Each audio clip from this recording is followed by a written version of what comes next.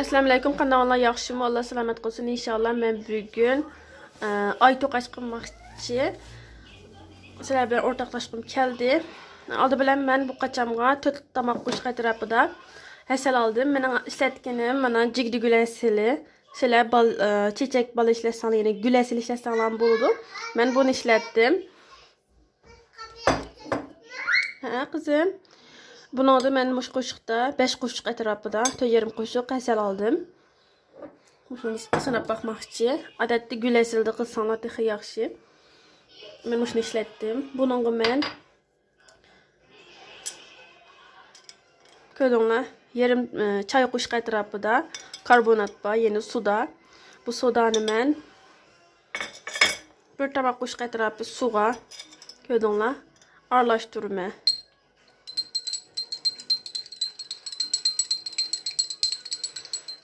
Aralashtirib döktüm. Ko'rganingizdek. Ondan keyin yarım çay bardog'idan ozroq, ya'ni 2-3 tomoq qo'shiq atrofida yoq. Agar gram ishlatsanglar, hasal 140 gram, sumay 50 gram bo'lsa bo'ldi.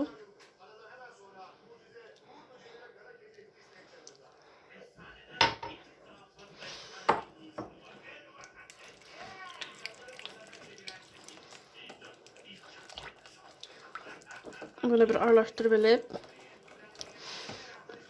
men 1 stakan un qildim. Ya'ni 200 gram atrofida. Shu sizlar unni shu qattiqroq, odatda biz normalda xamir yoyimiz-ku, kesib, shuni unutsak, uni bo'lsa bo'ldi.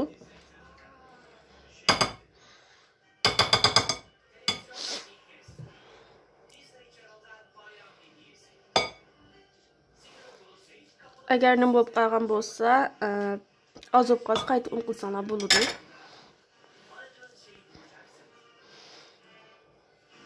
Men 1 stakan ishlatdim hozir.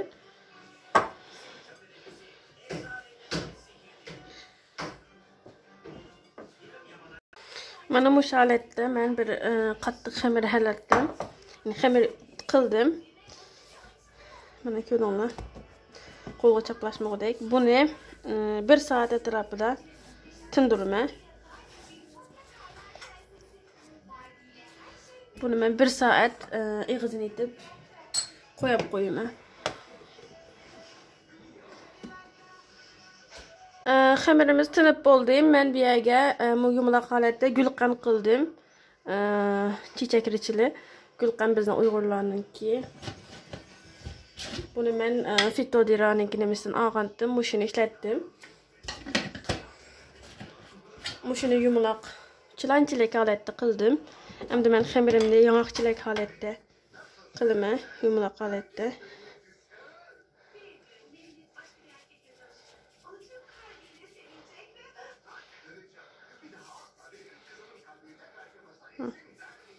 Holatda hammani qilib olaman.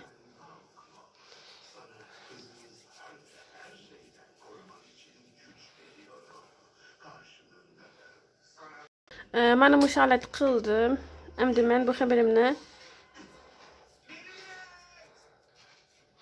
o'ttirdim, besib, mana bu holatda yumaloq akilaman. Bundan bir parchani ichiga olaman. Gulqandan.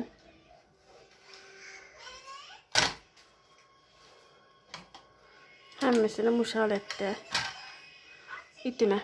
Ko'rdingmi, ichiga oldim. Bu holatda bir itib olaman. Hammasini o'xshashlam. Hammasi o'xshash bo'ladi.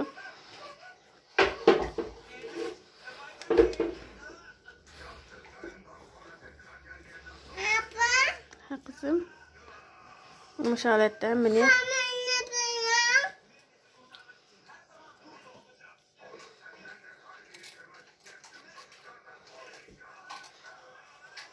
ko'rdingmi, bu holatda meni qilib oldim. Qilib olaman hozir. Qilib bo'ldim. Mana ko'rganingizdek men hammasini qilib bo'ldim. Bu holatda. Endi men bu qilibning ichiga men bu shaklni qo'llanaman, ishlataman, ya'ni o'zingizlar xohlagan shaklda qilsanglar bo'ladi. Andan keyin unim bor. Buni men oldi bilan unga puchlayman. Andan keyin buning ichiga bastırıp saldım. Köydonla bu haletde bastırdım. Mana köydonla. Hem de ben bunu gözüne tepsiga besip durup tepip götürdüm. Bu bile çıkıp gidip kaldı. Hiç vakası yok. Mana bu haletde buldu. Mana köydonlardek men 13 tal aytoq açtım kıldım. Hem de ben bunun üstüne kuruq bir su bilen bir nemde döktüm. Çünkü un septik emas mı?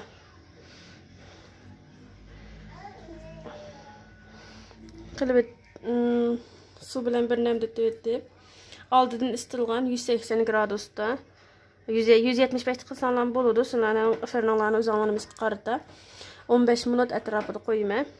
Ondan keyin qayta elib ustiga tuxumning siriq bilan aralashma yağ aralashtirib qilma. Buni hozir men fırınning 175 gradusga 15 minut. Mana mava hazır 15 minut men fırından aldım. Hem de bir yerde bir dal tuxumning sirig'i bor. Bunga men yağ qo'ymay süt qo'yay deb o'yladim. Sinab beqish uchun.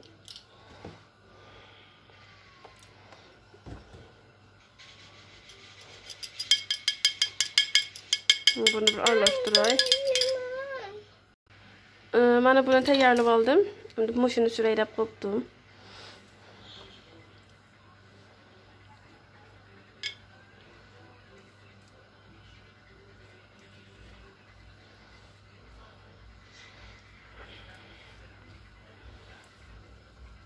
Bunu sürüp tekrar 15 minut yüzleri kızartacağım.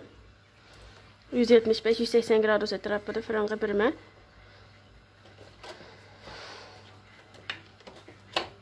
Oldu bunu ben hazır. Yine kaydedin fırına 15 minut birime. Mana köygün olarak aytoq kaç pişip çıktı. Ben bunu da aldım. Hani köydonlar tegemişine yaxşı pişip çıktı. Bu şaratda. Eğer sizler içigi sağa vaqtlarda gülqanni bek jiq selib etmanglar. Mayada birsigi jiq sap tikanmay chiqib qoldi köydonlar herhalde. 2 tanesi yeyim. Şu gülqanni bek jiq sepsanmanglar. Ya başqa bir o'zinglar xalqan başqa soqmaq bo'lamdi. O'tganda men soqmaq qildim. O'sha soqmaq salsanglar bo'ladi. Mana bu holatda pishib chiqdi köygünonglardek.